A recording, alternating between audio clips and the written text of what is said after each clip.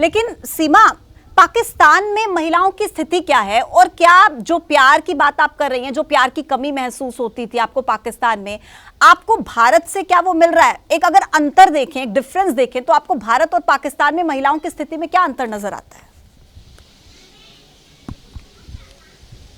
Ma'am, जो पंजाबी या दूसरी हैं उनके लिए मैं कुछ नहीं कहूँगी कि उनका मुझे पता नहीं। मैं सिंध से रहने वाली हूँ, बलोच से हूँ, बलोच कबीले से हूँ।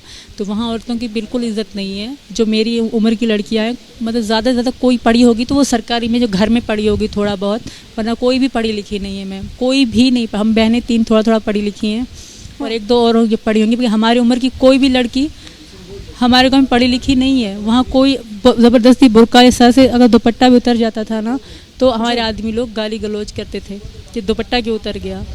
अगर घर से बाहर निकले, हाँ, जब घर से बाहर निकले तो मतलब बुर्के में ये आँखें तक मतलब होती, इतनी सख्ती होती थी। पहले बात बाहर जाते नहीं थे हम। जब तक गांव में थी मैंने ज़िंदगी में फ़ोन ना चलाया था। जब मैं कराची में आई, तब जब मेरे जो पति हैं वो चले गए, फिर ही मैंने फ़ोन चलाया। जी मैम। और भारत में आपको क्या अंतर नजर आता है? इज्जत मिल रही है मुझे। लेकिन सवाल भी उठ रहे हैं सीमा आप पर, जब आपसे पूछताछ होती है। रह रही हूँ। हाँ जी मैम, बहुत अच्छे लोग हैं यहाँ के, बहुत इज्जत है औरत की बहुत इज्जत है यहाँ पे। जिस तरह मैं पाकिस्तान से हूँ, फिर भी लोग सोच रहे हैं कि सीमा की जान को खतरे में नहीं डाला जाए।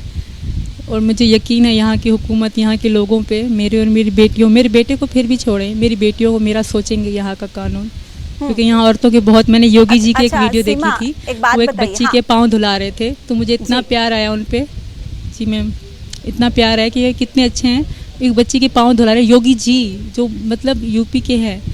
तो मैं कि मेरी भी बेटियाँ हैं, उनको हम पे भी ज़रूर तरस आएगा, वो हमारे बारे में ज़रूर सोचेंगे। मैं एक माँ हूँ, वो ज़रूर मुझ पर भरोसा करेंगे मैम। देखिए, आप एक माँ होने के नाते बहुत भावुक कर देने वाली बातें सीमा कह रही हैं। लेकिन देखिए, जब हम बात करते हैं कि अगर पूछताछ होती है, सवाल जवाब होते हैं, तो कुछ कानूनी प्रक्रियाएं होती हैं जिनका पालन करना बहुत ज़रूरी होता है। अभी एक और केस आया है सीमा, भारत की ही एक युवती है अंजू, वो अपने एक दोस्त से मिलने के लिए पाकिस्तान गई हैं, लेकिन उन्होंने सभी तरह की कानूनी प्रक्रियाओं का पालन किया है। आपने सुना होगा ज़रूर उस केस के बारे में, अंजू नाम है उस महिला का। तो आप उसको लेकर क्या कहेंगी? मैम, वो इंडिया में थी। इंडिया वो देश है जो इंसान सब कुछ कर सकता है। पाकिस्तान वो देश है, अगर मैं किसी को पता पड़ता ना सीमा बाहर गई कुछ कर रही है, तो बहुत बुरा हो जाता मेरे साथ। अगर हैदर को कान में पता लगती है मैं हिंदू लड़के से प्यार करती हूँ, तो मुझे जान से मार देते मैम। धन्यवाद।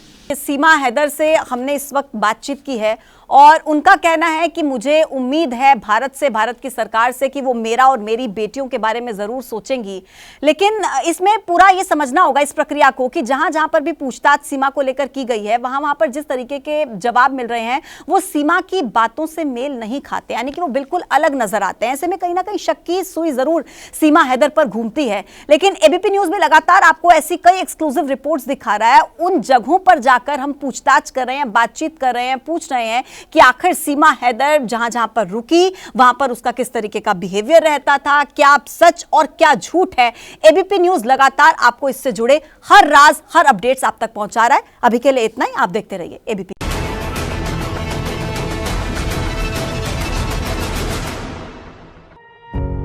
पत्रकारिता कोई इमोशन नहीं है, ना अपना कोई ज्ञान देना है और ना कोई विचार थोपना है। पत्रकारिता क्या है? पत्रकारिता का मतलब है सही जानकारी इकट्ठा करना और तथ्य बताना। पत्रकारिता आज जितने महत्वपूर्ण दौर में है, शायद पहले नहीं थी। इस दौर से निकलने के लिए सिर्फ सच दिखाने की जरूरत है, वो सच जो आपके हित को आगे रखे। इसलिए अब रात 9 बजे प्राइम टाइम नहीं होगा, ये आपका टाइम है। जगविंदर पटियाल के साथ देखिए पब्लिक इंटरेस्ट 17 जुलाई से सोमवार से शुक्रवार रात 9 बजे सिर्फ एबीपी न्यूज पर। एबीपी न्यूज आपको रखे आगे।